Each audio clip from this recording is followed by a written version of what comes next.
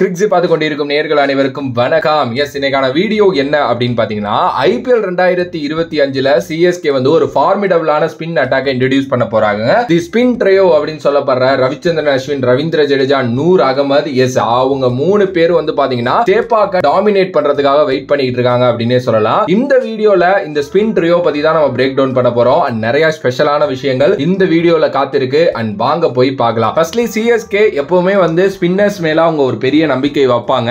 CSK சக்சஸ்ஃபுல்லா இருந்தப்பெல்லாம் நீங்க பாத்தீங்க அப்படின்னா அங்க ஒரு நல்ல ஸ்பின்னர் இருந்துகிட்டே இருந்திருப்பாங்க அப்படின்னே சொல்லலாம். சிஎஸ்கே இப்படிப்பட்ட ஐபிஎல்ல ஒரு பயங்கரமான ஒரு இடத்தை பிடிச்சு வச்சிருக்காங்க அப்படின்னா அதுக்கு சேப்பாக்கும் அதுக்கு ஏத்த மாதிரி ஸ்பின்னர்ஸ் இருந்தது ரொம்ப முக்கியமான காரணம் அப்படின்னு நான் சொல்லுவேன். ரொம்ப வருடங்களுக்கு அப்புறம் மீண்டும் ஒரு நல்ல ஸ்பின் யூனிட்டோட இறங்க போறாங்க சிஎஸ்கே அப்படின்னே சொல்லலாம். எஸ், வர்ற ஐபிஎல் 2025ல 3 முக்கியமான பிளேயர்ஸ் வந்து பாத்தீங்க அப்படின்னா இருக்காங்க. அதுல ஃபர்ஸ்ட் ரவிச்சந்திரன் அஸ்வின். ரவிச்சந்திரன் அஸ்வினை கிட்டத்தட்ட 9.75 கோடி ரூபாய் கொடுத்து சிஎஸ்கே மீண்டும் எடுத்துட்டு வந்திருக்காங்க. 2015க்கு அப்புறம் ரவிச்சந்திரன் அஸ்வின் வந்து பாத்தீங்க அப்படின்னா சிஎஸ்கேல விளையாடல. இப்ப மறுபடியும் அவரோட ஹோம் கிரவுண்டான சேப்பாக்கு வராரு. ஃபர்ஸ்ட்லி ரவி அஸ்வின் அண்ட் சேப்பாக் அப்படின்னாலே அதுவே ஒரு காதல் கதை அப்படின்னே சொல்லலாம்.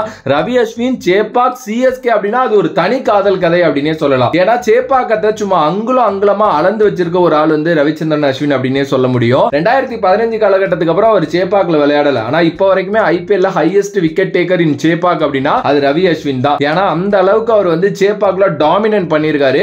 இப்ப அவர் உள்ள வர்றது வேற மாதிரி ஒரு பவரை சிஎஸ்கேக்கு கொடுக்க போகுது அப்படின்னே சொல்லலாம். அவர்கிட்ட நிறைய வேரியேஷன்ஸ் இருக்கு. குறிப்பா அந்த கேரம் பால் மேஜிக் அப்படிங்கிறது வந்து அவர் ரொம்ப வருஷமா யூஸ் பண்ணிருக்காரு. நல்ல ஒரு எபிலிட்டி, அவர் கண்டிஷன்ஸ் அடாப்ட் பண்றதுக்கு அவர்கிட்ட இருக்கு.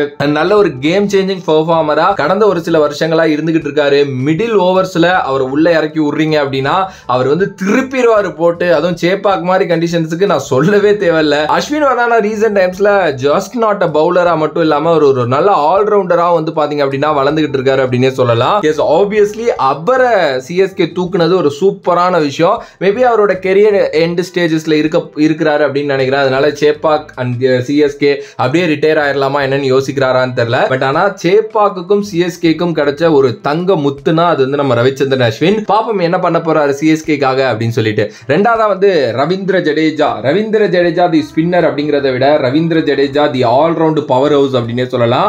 அவர் ஒரு லெஃப்ட் ஆர்ம் ஸ்பின்னர் அப்படிங்கிறது நமக்கு தெரியும். ரீசன்ட் டைம்ஸ்ல ரொம்ப நல்லா பண்ணிட்டு இருக்காரு. ஆப்வியஸ்லி ஐபிஎல் மாதிரி ஒரு டோர்னமெண்ட் அவருக்கு வந்து எப்படி பலந்துன்னு கொட்ட போட்ட ஒரு டோர்னமெண்ட் அப்படின்னே சொல்லலாம். அவரும் சேப்பாக் கண்டிஷன்ஸ்க்கு செமையா சூட் ஆகுற ஒரு player.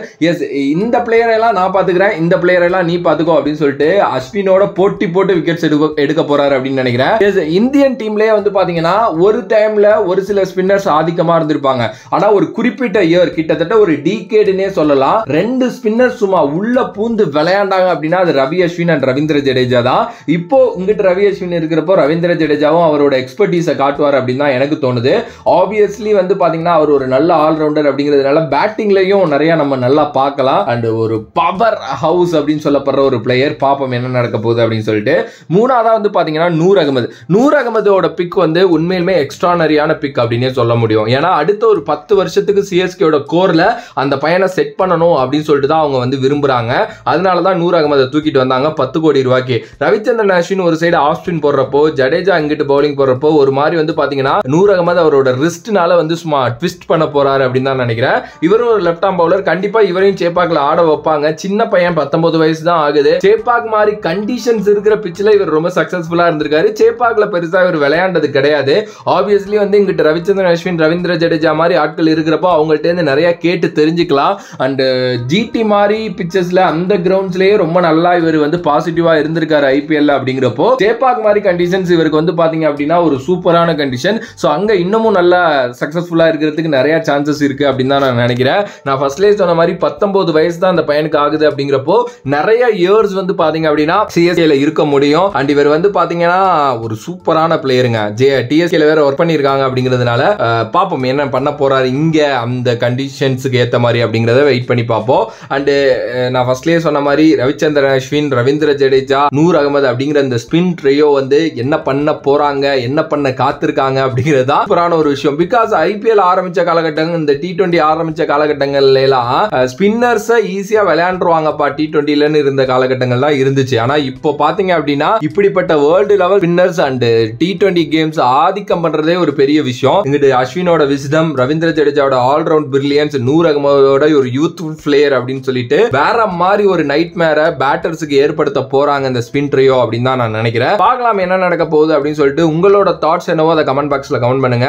And don't forget to like, share and subscribe to நம்மளோட கிரிக்ஸிப் சேனல். எஸ், நிறைய கிரிக்கெட் அப்டேட்ஸ் வந்துகிட்டு இருக்கு. அண்ட் தொடர்ந்து வாட்ச் பண்ணிக்கிட்டே இருங்க. நாளையில இருந்து கவுண்ட் டவுன் வீடியோஸ் ஆரம்பிக்க போது, அதையும் வாட்ச் பண்ணுங்க. சோ வேற ஒரு வீடியோல வேற ஒரு கான்செப்ட்ல வந்து உங்களை சந்திக்கின்றேன். And then bye from this is VJ Mani. Love you all. Stay safe மக்களே.